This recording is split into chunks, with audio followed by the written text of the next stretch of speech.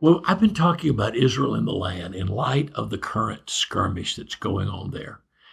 And I pointed out yesterday that the British mandate, they controlled a huge slice of land. Here it is. You can barely see modern. You can Google this. You could see modern Israel here that they called Palestine, and then you can see on the east side of the Jordan a massive amount of land controlled by. It would take in the territories of Iraq, of part of Saudi Arabia, of modern Jordan, and even up into to Iran.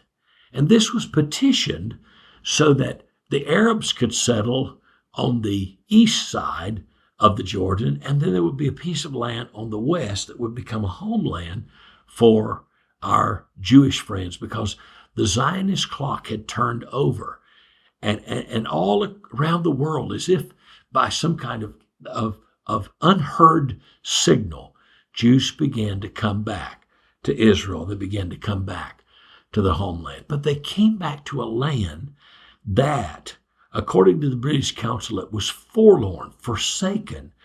Mark Twain went to the land in 1867. This would be 30 years before the modern Zionist movement. And he said, if you want solitude, if you want to become dreary, go to Galilee. He said, Nazareth is forlorn. Jericho is a moldering ruin. He says, Bethlehem and Bethany are in poverty and humiliation. It's untenanted by any creature. It is a desolate country. It is rich soul given over to weeds, silent, mournful. I never saw, Mark Twain said, a human being on the whole route, hardly a trace of a tree or a shrub anywhere. Twain said, Palestine sits in sackcloth and ashes. It is desolate. It is unlovely. This was the condition of the land to which the Zionist Jews returned, and they began to settle there and make it a homeland.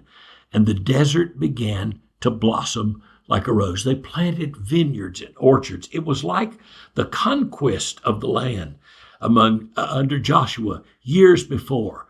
It began to blossom again. I remind you, as I said for the last couple days, that Palestine is a name that the Romans imposed upon the land that we call Israel for the purpose of infuriating the Jews. It was a spiteful name that was meant to displace them and disgrace them from the land, to disassociate Jerusalem and the land from Israel itself. And Britain picked up this same name, thinking, ironically, that it was a neutral name. It would not be a neutral name, because the Arabs would then pick up that name as they had in 638, modern Arabs, and use that name, though they pronounced it incorrectly, calling it Palestine. Palestine existed as Philistina. It was the land of the Philistines. But the modern concept of all of Israel being occupied by those ancient European people never existed. There was never a Palestine in that sense, never a Palestinian language. There's an Arab culture, there's a Muslim culture, but there's never a distinct Palestinian culture. Never a land. Other than that, governed by Hadrian and the Arabs called Palestine. So modern Palestinians are really Arabs who hijacked the Philistines' identity in order to lay claim, an ancient claim, a pre-Abrahamic claim to the land. Let's just note,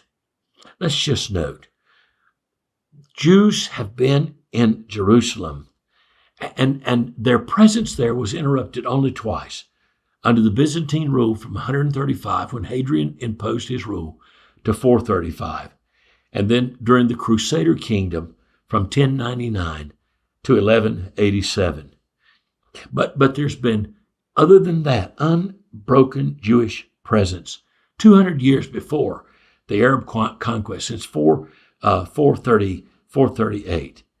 And the Jewish constituency in the city, the old city, has always been the largest constituency.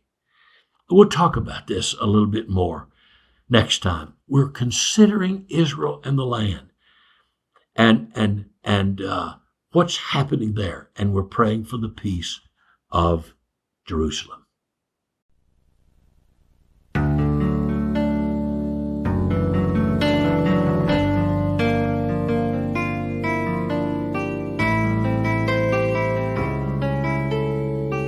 Take a walk, a prayer walk through the Old Testament tabernacle with Doug Small. You will learn, and then you will pray. You will enter the gate with thanksgiving, stop at the altar, and apply the blood of the crucified lamb to your heart. Examine and wash yourselves at the laver, and then enter the holy place. The table of showbread represents Christ, the bread of life broken for us. The golden lampstand, fruit and fire, represents the ministry of the Holy Spirit in our lives. At the golden altar, you'll discover that the sweetness of our lives is to be offered to God in worship. And then you'll go into the most holy place and put yourself into the Ark of the Covenant. The blood, the water, the bread, the oil, the incense, and the glory. This will change forever the way you pray. Join Doug Small for the Praying Through the Tabernacle School of Prayer, coming to your area soon.